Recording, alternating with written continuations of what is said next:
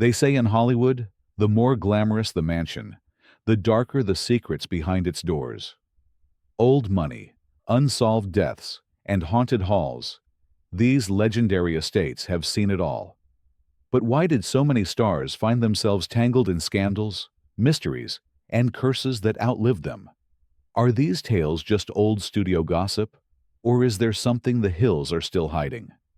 Stick around, because behind every iron gate and winding drive, there's a story that refuses to be forgotten. Thelma Todd's Beach House. On a foggy December morning in 1935, the body of comedic star Thelma Todd was found slumped in her garage above her beloved beach cafe, the engine still running. Her Spanish-style Pacific Palisades mansion had been the site of laughter-filled parties for Hollywood's elite until her mysterious death turned the place into the stuff of legend. Officially, authorities ruled it carbon monoxide poisoning, but nothing about the scene made sense. Todd was dressed in her finest evening gown, her keys in the ignition, blood on her lips, and the garage door inexplicably locked from the inside. Rumors immediately flew. Was it an accident, a suicide, or, most scandalous, a murder? Everyone seemed to have a theory. Some whispered about her ex-husband, Pat DiCicco, a man with mob connections and a violent temper. Others pointed to Lucky Luciano, the notorious gangster who had pressured Todd to allow illegal gambling in her cafe. She'd refused, and soon after, she was dead. Hollywood's rumor mill went into overdrive, but police closed the case quickly, eager to shield the studios from bad press. The real mystery, however, lingered in the house itself. Tenants and cafe owners over the years reported eerie happenings. Disembodied footsteps echoing at midnight, the sound of a woman sobbing near the garage, and cold spots in rooms that should have been warm under the California sun. Some claimed to hear the engine turning over, even when no car was present. Decades later, paranormal investigators would spend nights inside, hoping to catch a glimpse of Thelma's restless spirit searching for justice. Whether the tragedy was a product of Hollywood's darkest secrets or just a freak accident, the beach house remains a magnet for ghost hunters, true crime buffs, and anyone drawn to the haunting glamour and danger of old Hollywood's golden age. Jean Harlow's cursed Benedict Canyon Mansion. Jean Harlow, the original platinum blonde bombshell, moved into a glamorous Benedict Canyon mansion in the early 1930s, newly married and at the height of her fame. But almost as soon as she arrived, things began to unravel in ways even Hollywood couldn't script. Her husband, MGM producer Paul Byrne, was found dead just weeks after their wedding, with a gunshot wound to the head. Though the studio called it suicide, rumors persisted that Byrne had been murdered by a jilted ex-lover, a studio fixer, or even Harlow herself. The scandal splashed across headlines, forever tainting the mansion's reputation. What happened next only deepened the legend of a curse. Jean Harlow moved out, but tragedy followed her. She died suddenly at 26, some say of kidney failure, others suspecting a broken heart, or something more sinister. The mansion itself didn't escape its own string of misfortunes. The house passed to new owners, but its dark reputation stuck. In the late 1960s, celebrity hairstylist Jay Sebring and actress Sharon Tate moved in. On multiple occasions, Tate claimed to see a ghostly, creepy little man in the hallway, a vision she later described as bone-chilling. Less than 2 years later, Tate was brutally murdered by the Manson family in another home, but her association with the Harlow house only fueled talk that the place was cursed. Neighbors still report cold winds swirling through the canyons on windless nights, and strange shadows drifting past the windows. Some say the mansion is haunted by not one, but two lost Hollywood souls, Byrne and Harlow, forever linked by tragedy. Others dismiss it as a coincidence, but the legend endures. For many, the house is the ultimate cautionary tale, proof that in Hollywood, even a palace can become a prison, and glamour sometimes hides the darkest secrets. The Houdini Estate. Nestled in the winding hills of Laurel Canyon, lies the ruins of what locals still call the Houdini Estate, a mansion forever linked to the world's most famous escape artist, even though Harry Houdini himself never officially owned it. Houdini did, however, spend plenty of time on the property in the 1920s, drawn by its privacy and its reputation for hidden passageways and underground tunnels. The estate became legendary, not just for its parties and its celebrity guests, but for the sense that someone, was always watching from the shadows. After Houdini's death, the house became a magnet for the strange and supernatural. Locals insisted the estate was haunted, claiming to see Houdini's silhouette pacing the grounds, searching for a way out of the afterlife as he once did from shackles and straitjackets. The legend grew even stranger after a devastating fire in 1959 gutted the mansion, leaving behind nothing but stone foundations and the now infamous tunnels. Paranormal investigators flocked to the site, recording flickering lights, cold spots, and even whispered voices. Some believe Houdini, who spent much of his later life debunking fraudulent mediums, left his spirit behind, still trying to solve the greatest mystery of all: what happens after death? Over the years, the estate became a rite of passage for ghost hunters and thrill-seeking Hollywood insiders. Some swear the tunnels are still there, winding beneath the ruins, hiding secrets only Houdini could reveal. Today, the site is occasionally used for film shoots and lavish parties, but the sense of magic and menace never quite left. Whether you believe the estate is haunted or not, one thing is certain. It remains one of Los Angeles's most peculiar landmarks, a crumbling stage for a man who made a career out of defying the impossible, and a magnet for every mystery lover in town. Frank Sinatra's Rat Pack Hideaway. Hidden in the folds of the Palm Springs desert, Frank Sinatra's legendary mid-century estate, Twin Palms, was the scene of more than just star-studded soirees and late-night piano sessions. To outsiders, it was a swinging bachelor pad, where the Rat Pack, Dean Martin, Sammy Davis Jr., Peter Lawford, and their entourage partied like there was no tomorrow. But for those who frequented its sleek hallways and poolside bars, the mansion was a crossroads where Hollywood's brightest stars rubbed shoulders with the shadows of organized crime. Sinatra's home was rumored to double as a secret meeting ground for notorious mobsters and political fixers. Stories circulated about business deals made in the back rooms and arguments that ended with a subtle threat, not a toast. Some whispered that Sinatra's phone was tapped by the FBI, who suspected his houseguests of planning more than just the next Vegas show. The line between Hollywood royalty and the underworld blurred with each nightcap. But it wasn't just the living who left their mark. After heated disputes, objects would go missing. Cufflinks vanished from dressers. Poker chips reappeared days later in odd places. And more than one guest swore they saw shadowy figures slipping down the hall long after the party was over. A few even claimed that Sinatra himself once heard footsteps echoing through empty rooms and a chill in the air when discussing business with his less savory friends. The stories persisted long after Sinatra sold the estate. Modern visitors claim the house holds an uneasy energy, especially near the piano where Frank famously threw a bottle after a heated argument. Some say the ghosts are nothing more than the echoes of wild parties and dangerous liaisons. Others believe Twin Palms is forever haunted by the secrets it once hosted, where glamour, greed, and danger danced together behind closed doors. Greystone Mansion. Perched above Beverly Hills, Greystone Mansion is a marvel of Gothic grandeur. 40 rooms, hidden staircases, sprawling gardens, and enough drama to fill a dozen movies. But behind its ornate facade lies one of Hollywood's most chilling and unsolved crimes: the 1929 murder-suicide of oil heir Ned Doheny and his close friend and assistant, Hugh Plunkett. The story reads like a film noir script. On a February night, shots rang out in a guest bedroom. Ned Doheny was found dead, his body sprawled near the fireplace, while Plunkett lay nearby, a pistol at his side. Officially, Police chalked it up to Plunkett's emotional breakdown. He'd supposedly killed Doheny in a fit of rage before turning the gun on himself. But almost immediately, rumors of a cover-up swept through Los Angeles.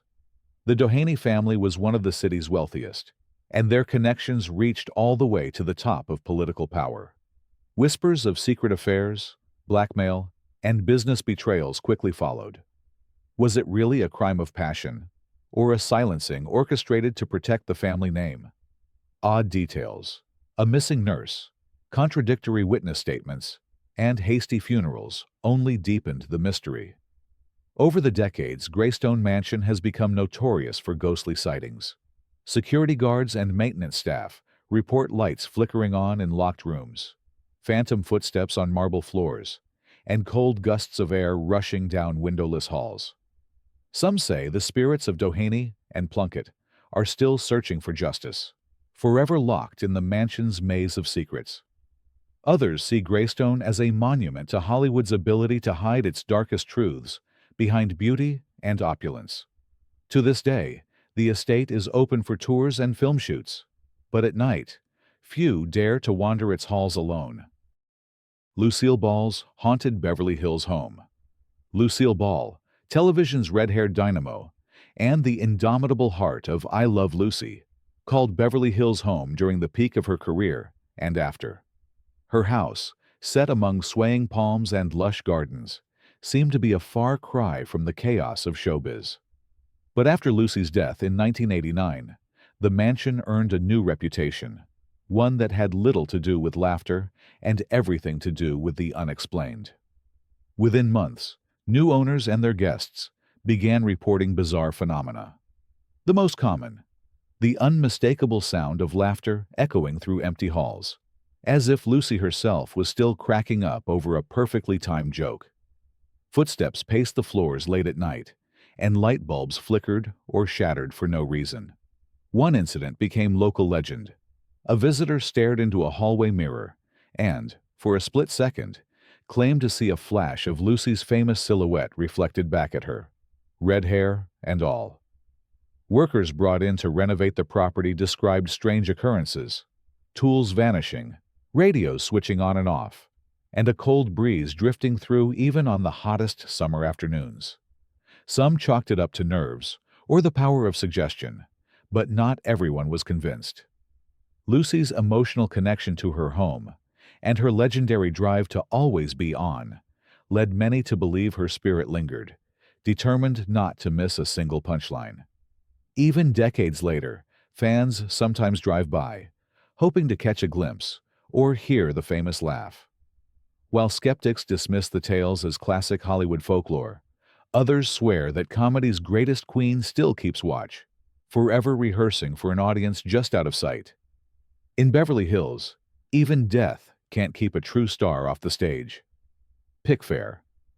When Mary Pickford and Douglas Fairbanks bought their sprawling Beverly Hills estate in 1919, they named it Pfair and quickly turned it into the most legendary mansion in Hollywood. With its palatial halls, velvet-draped ballrooms, and imported English oak paneling, Pfair wasn't just a home. It was the epicenter of early Hollywood royalty. The guest list was pure gold. Charlie Chaplin, Albert Einstein, the Duke and Duchess of Windsor. No other mansion represented glamour, power, and privilege quite like Pfair. But beneath the sparkling veneer, Pfair was a palace of secrets and turmoil. As the years passed, the marriage between Pickford and Fairbanks deteriorated behind those grand walls. Pickford, once America's sweetheart, struggled with depression and addiction, her sunny image fading as the parties grew fewer and the silences longer. Fairbanks, for his part, was often absent, traveling and rumored to have affairs. Friends whispered that their lavish home was more haunted by loneliness and regret than by any ghost. After their divorce, Pfair changed hands several times. Actress Pia Zadora bought the estate in the 1980s and, to Hollywood's horror, demolished the historic mansion. She cited irreparable termite damage, but rumors quickly spread that she'd torn it down because of ghostly disturbances.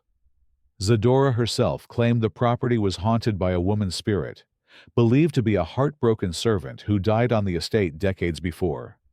Doors slammed on their own, lights flickered, and chilling cold spots plagued certain rooms.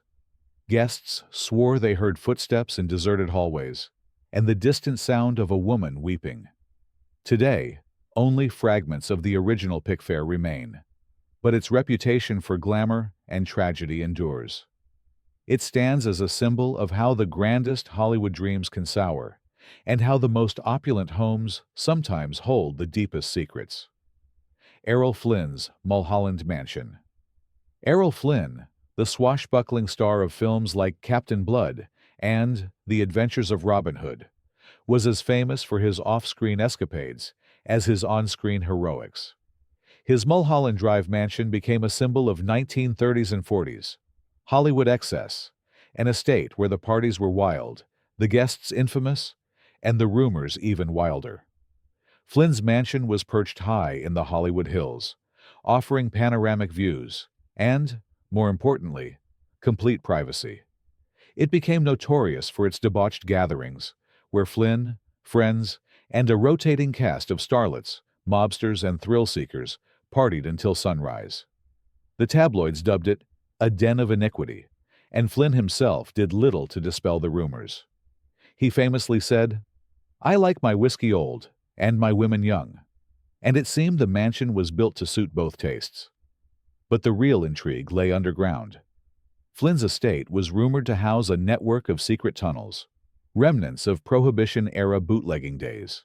According to local legend, these tunnels led to neighboring properties and hidden exits, allowing guests to escape unnoticed if the police came knocking or if an indiscreet scandal needed quick containment. Some even whispered that mobsters used the tunnels to move contraband or hide out during Hollywood's wildest years.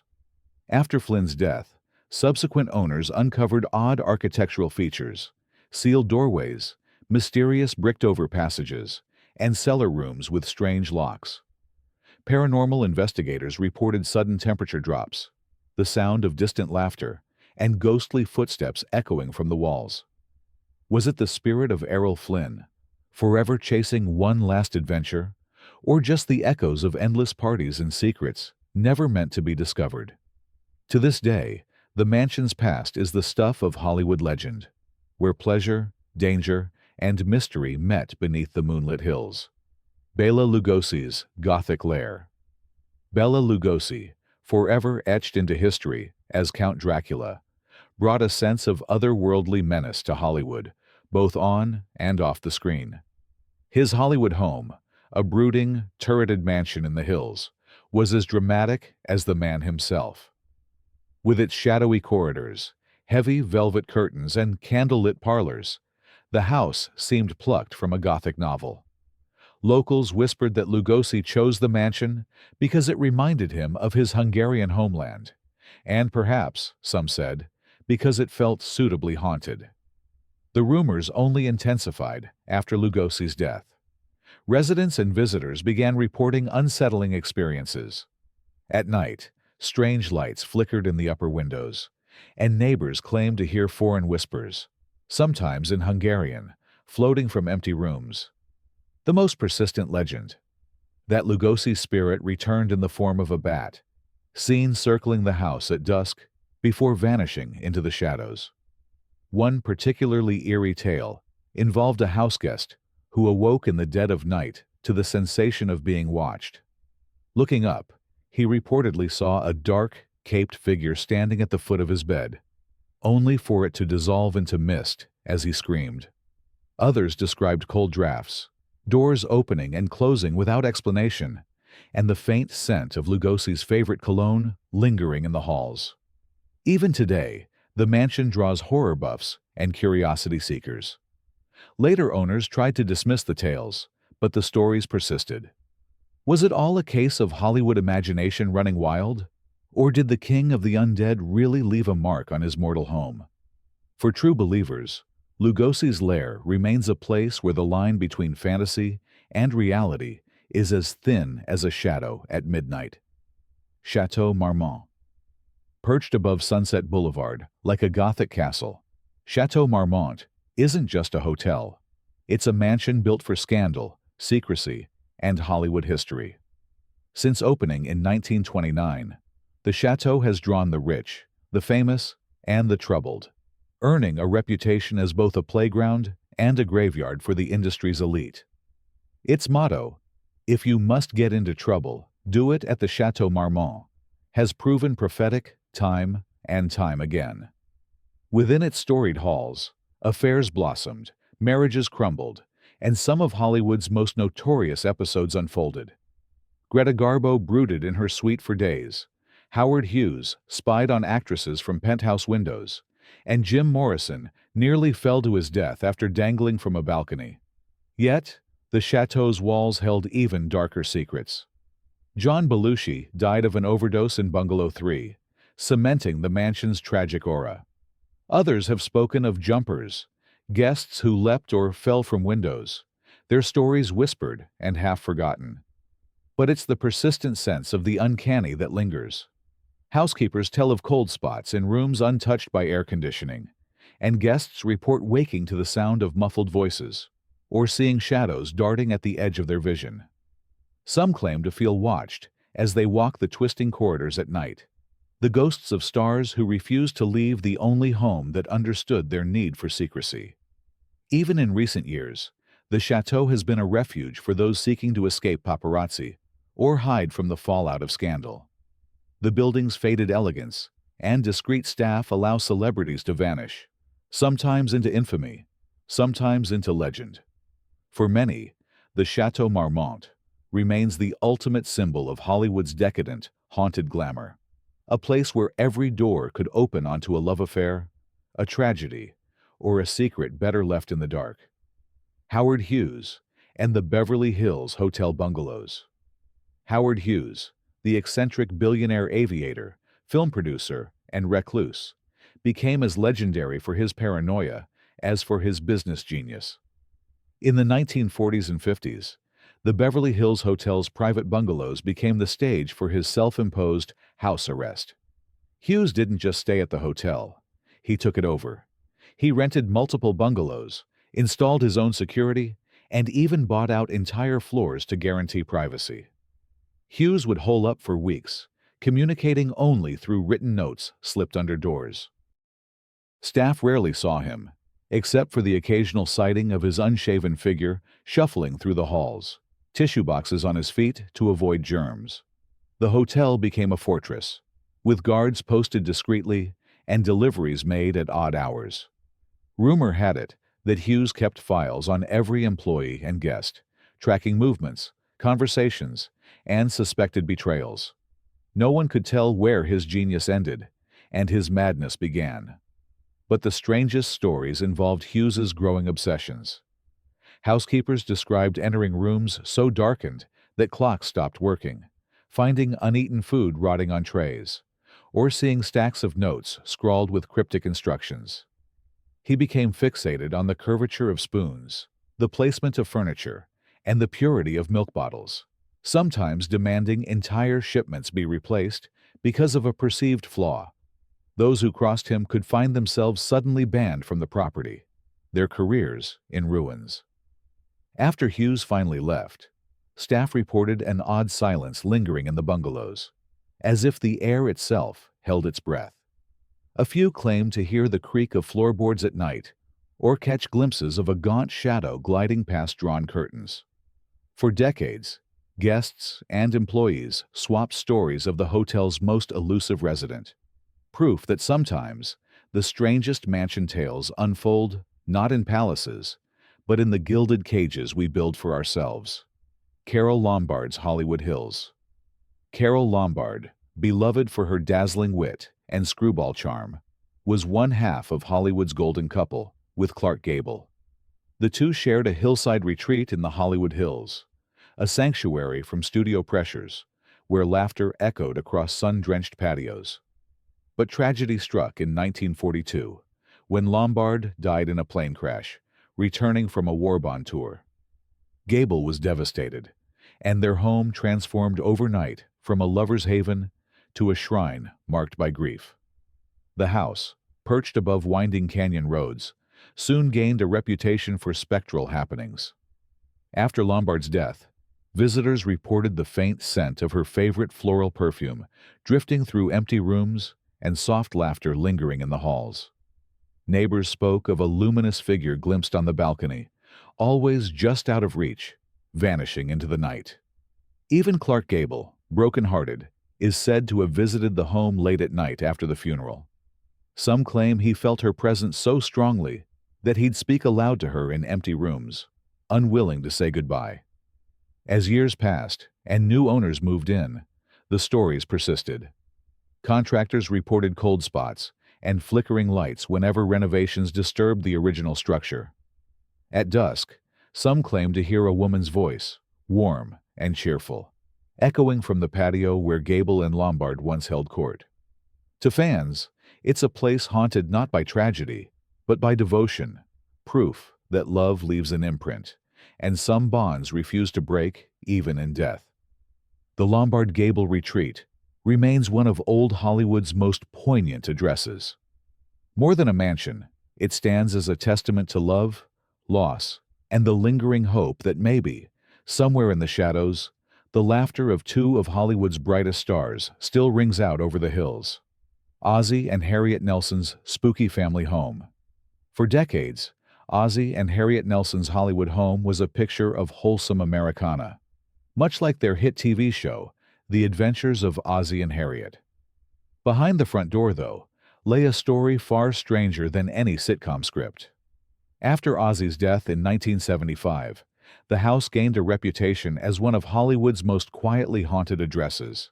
Family, friends, and even skeptics found themselves unnerved by the subtle but persistent signs that someone, or something, never quite left. Neighbors were the first to notice the oddities. Music drifting from empty rooms, the familiar aroma of Azie's cigars wafting through the air, and the sensation of being watched, particularly in the den where he once wrote scripts and planned episodes. Some visitors swore they caught fleeting glimpses of Azie's silhouette moving down the hall, or heard the gentle thud of footsteps when the house was still. Even after Harriet moved away, tenants and owners reported that a calm, almost protective energy remained, one that felt less threatening than nostalgic. But the phenomena didn't stop with mere sounds or scents. Renovation crews described tools vanishing and reappearing in odd places. Radios would switch on by themselves, often playing classic standards from the Nelsons' era. On certain nights, shadows seemed to flicker just out of view, and pets would refuse to enter certain rooms.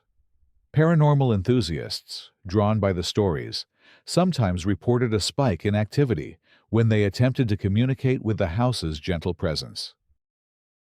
For many, the Nelson home is more a portal to a bygone era than a haunted mansion in the classic sense. A place where the comforting spirit of old Hollywood lingers, reminding visitors that not all ghost stories are tragic.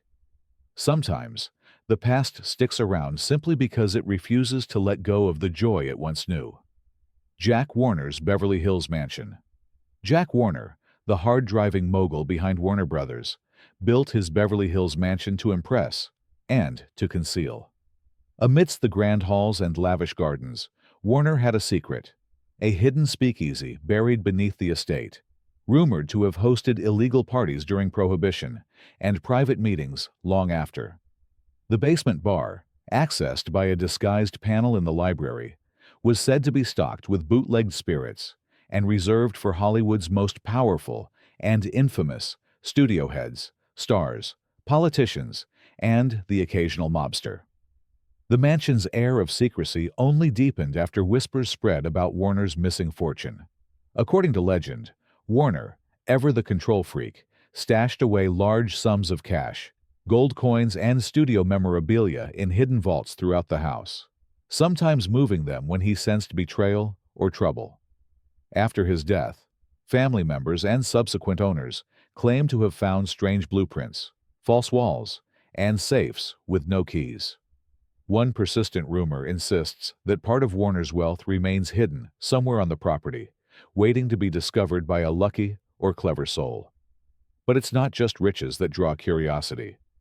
Guests have described hearing raucous laughter and the clink of glasses echoing from the old speakeasy, even when it was sealed off.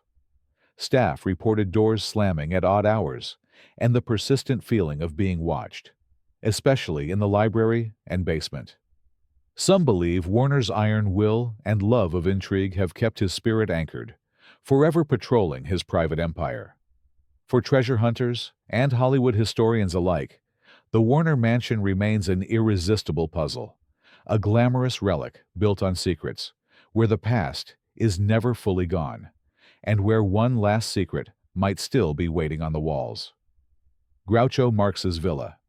Groucho Marx, the razor-tongued comedian whose wit helped shape an era, lived in a Mediterranean-style villa in Beverly Hills that was far less showy than many of his peers. Yet, after his death in 1977, the house became a magnet for strange occurrences, none more fitting for Groucho than a series of ghostly pranks. Owners and visitors alike described unexplained bursts of laughter echoing through empty rooms and the unmistakable aroma of Groucho's cigars drifting through the air at odd hours. Some reported electronics malfunctioning whenever they tried to remove Groucho's memorabilia, and doors locking themselves with a stubborn, almost mischievous force. A favorite story involves a guest who attempted to redecorate the study, only to find the lights flickering and a faint voice muttering one of Groucho's trademark wisecracks. "I never forget a face, but in your case, I'll be glad to make an exception." On more than one occasion, owners claimed to see the shadow of a man in glasses and a grease paint mustache pacing by the library, disappearing whenever approached. Neighbors say the energy in the house shifts late at night, as if the walls themselves were rehearsing for an encore. Paranormal investigators recorded spikes in activity around the time Groucho's birthday rolled around, with laughter and old jazz tunes drifting from the study. Whether it's the residue of decades of comedy or something more supernatural, the villa remains a playful outlier among Hollywood's haunted homes. For fans and skeptics alike, Groucho's house is a reminder that sometimes the funniest spirits are the ones who refuse to take the afterlife or anything else too seriously. In a town built on illusion, his presence is felt as much in a perfectly timed punchline as in a shadow in the hallway, forever keeping the show alive. Some say a Hollywood mansion is just brick and mortar, but in these hills, the walls remember everything. Ghostly laughter, missing fortunes, and scandals that never quite made the headlines. Each mansion holds its own private reel of secrets, echoing with the stories its owners tried to leave behind. Maybe that's why these places still draw curious eyes and restless dreamers. In old Hollywood, the truth is rarely simple, and every mansion is a reminder. Some legends are too wild to ever be put to rest.